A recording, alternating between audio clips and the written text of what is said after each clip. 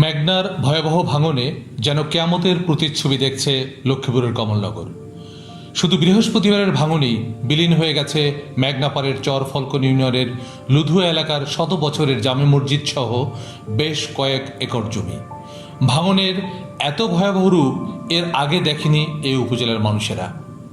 ভাঙনের রূপ এতটাই ভয়াবহ যে মানুষগুলো নিজেদের ঘরবাড়িও স্থানান্তরের সুযোগ পাচ্ছেন না।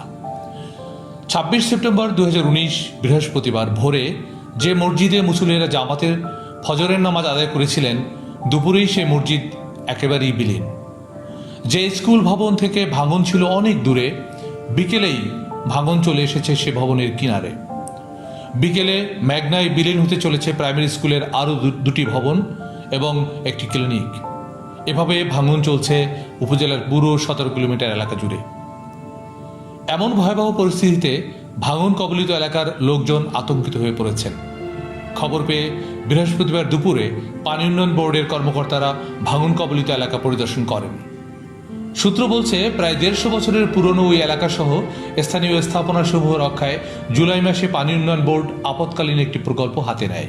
প্রায় 4 কোটি টাকা বরাদ্দের প্রকল্পটির আওতায় সেখানকার 400 মিটার এলাকার বাঁধ নির্মাণের জন্য বালু ভর্তি জিও ব্যাগ ডাম্পিং করা হচ্ছিল। কাজটি শুরু হওয়ার পর এলাকাবাসী নতুন করে স্বপ্ন দেখতে শুরু করেন, কিন্তু এখন শুধু একদিনের মেঘনার ভাঙনের তীব্রতা দেখে এলাকাবাসীর সেই স্বপ্ন কেড়ে নিতে শুরু করেছে। স্থানীয় সংসদ সদস্য মেজর অবসরপ্রাপ্ত আব্দুল মান্নান জানান, ভবনগুলো রক্ষায় প্রয়োজনীয় উদ্যোগ নিতে তিনি পানি উন্নয়ন বোর্ড ও পানি সম্পদ মন্ত্রণালয় সহ সংশ্লিষ্টদের সঙ্গে যোগাযোগ অব্যাহত রেখেছিলেন।